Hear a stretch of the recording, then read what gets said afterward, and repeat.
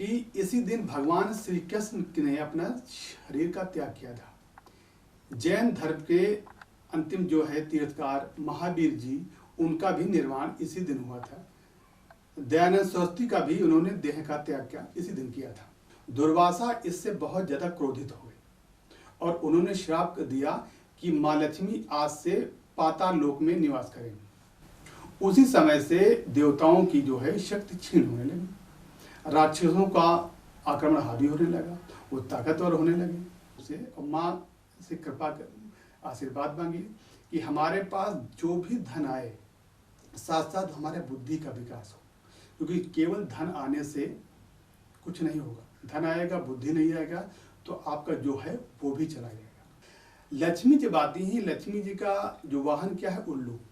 उल्लू को रात में दिखाई देता है, यानी जिसके बाद बहुत लक्ष्मी आते हैं वो लक्ष्मी के वैभव से, अहंकार से चूर हो जाता है, मनमस्त हो जाता है, उसे कुछ दिखाई नहीं पड़ता है, यानी एक प्रकार से वो अंधा हो जाता है। उल्लू उसी का सिंबल है, प्रतीक है। गणेश बुद्धि के देवता है। बिना बुद्धि के अगर लक्ष्मी आएगी तो आपका सर्वनाश करेगी, क्योंकि दाहिने जो होता है पति का स्थान होता है और बाएं जो होता है बेटे का स्थान होता है। तो माँ लक्ष्मी के जो गणेश जी हैं वो दत्तक पुत्र हैं, पार्वती जी के पुत्र हैं, उनको उन्होंने गोद लिया था। कमलगट्टे का फूल इसमें ज्यादा, कमल का फूल या कमलगट्टे की माला ज्यादा महत्वपूर्ण है। वो माता जी को काफी पसंद है, क्योंकि कमल का फूल बहुत कोमल होता है। आप सभी का स्वागत है, जय वीर हनुमान। आज हम आप सभी को बताएंगे कि दीपावली के शुभ त्योहार पर माँ लक्ष्मी का पूजन ही क्यों किया जाता है और उसकी उचित और सार्थक विधि क्या है। दीपावली हमारे वहाँ आदि पर्व है, जो खुशियों का त्योहार है, ये जागरण का पर्व है, रात अपने आत्म चेतना के विकास का पर्व है। माँ लक्ष्मी की आराधना आध्यात्मिक भौतिक प्राचीन काल से ही सर्वोपरि प्रासंगिक रही है, क्योंकि अर्थ के बगैर धर्म भी संभव नहीं है।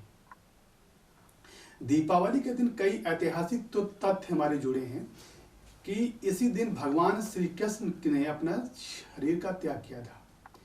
जैन धर्म के अंतिम जो है तीर्थकार महावीर जी, उनका भी निर्वाण इसी दिन हुआ था। दयानंद सरस्वती का भी उन्होंने देह का त्याग किया इसी दिन किया था। ये हमारी ये जो ऐतिहासिक तथ्य है। दूसरा इसके उसमें एक कथा प्रचलित है कि समुद्र मंथन से पहले देवताओं और राक्षसों में युद्ध हुआ करते थे। तो कभी देवता जीतते थे, कभी राक्षस जीतते थे। ये क्रम निरंतर चलता रहता था और इसी क्रम में ज्यादातर अधिकतर देवता ही जीतते थे कि उनके पास माँ लक्ष्मी की कृपा की एक असीम ताकत, आशीर्वाद रहती थी। एक बार क्या हुआ कि दुर्वासा ऋषि ईश्वर की ओर जा रहे थे, तो उन्हें रास्ते में भगवान इंद्र जो है आते हुए देखे तो वो काफी प्रसन्न हो।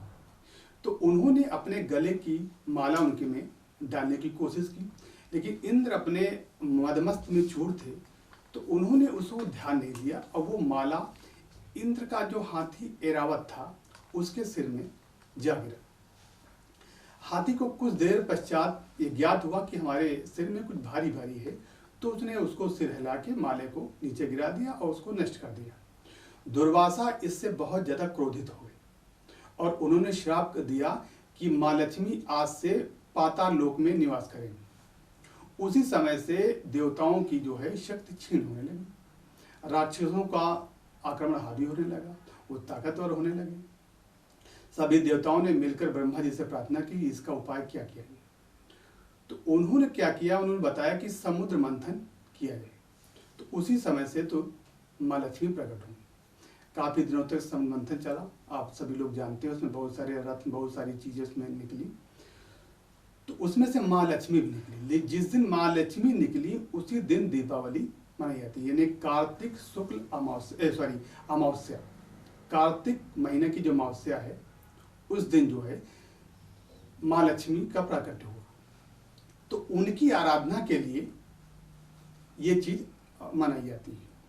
माँ लक्ष्मी प्रासंगिक इसलिए है क्योंकि हमारे वहाँ देवियों स्त्रियों को पूजा करने के लिए सबसे विधान इसलिए है क्योंकि जितनी माँ की पूजा करेंगे, पत्नी की पूजा करेंगे या किसी बहन की पूजा करेंगे तो हमारे वहाँ शक्ति की जो है हमारे ऊपर कृपा करती है, आशीर्वाद देती है।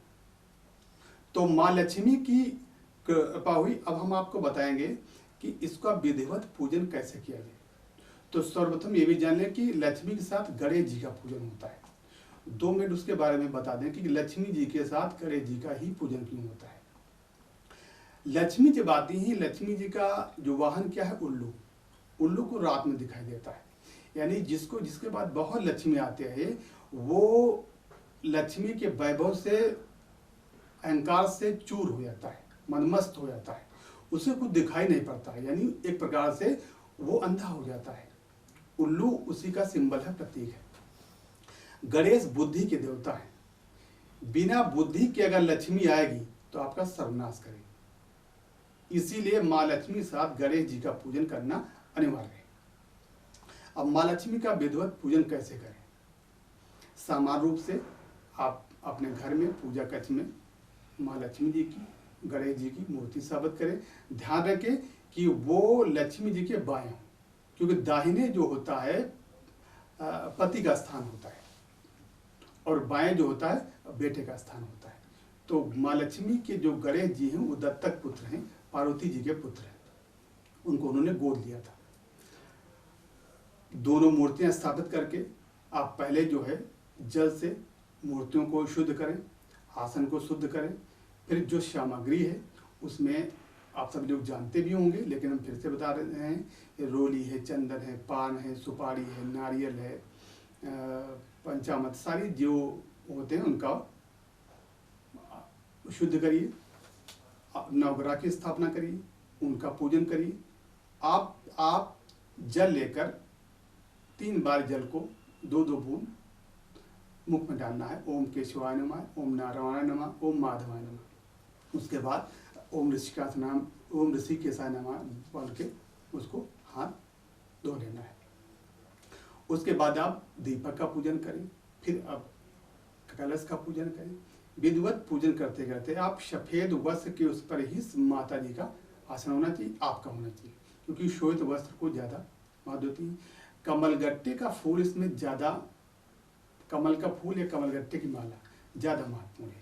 वो माता जी को काफ़ी पसंद है, क्योंकि कमल का फूल बहुत कोमल होता है और माँ का स्वभाव भी बहुत कोमल है। अब आप नियमित रूप से उसका जप करिए, श्री सूक्त का पाठ करिए या कनक धारा स्त्रोत का, कनक धारा का स्त्रोत का जो उन्होंने रचा था आदि शंकराचार्य को जब पैसे का, धन का बहुत अभाव हुआ तो उन्होंने कनक माँ लक्ष्मी की आराधना की और कनक धारा स्त्रोत का जो है रचना की। तो उससे साक्षात कनक धारा, कनक का मतलब सोना है, कनक सोने की धारा जो है वो निरंतर पृथ्वी पर गिरी, तो उसी नाम से कनक धारा स्त्रोत का जो है नाम पड़ा है। तो आप इस सारी पूजा विधिवत करके फिर जो भी क्षमा याचना है मन से मांग लीजिए कि हमें जो कुछ आता है, जो श्रद्धा पूर्वक हम दे सके आपको वो दिए। और इसी के साथ आप जो है उसके बाद आरती कर लीजिए, फिर आचमन कर लीजिए, प्रसाद सबको खिलाइए, खून करिए। ये पूर्ण रूप से और माँ से कृपा आशीर्वाद मांगिए कि हमारे पास जो भी धन आए साथ साथ हमारे बुद्धि का विकास हो, क्योंकि केवल धन आने से कुछ नहीं होगा। धन आएगा, बुद्धि नहीं आएगा तो आपका जो है वो भी चला जाएगा।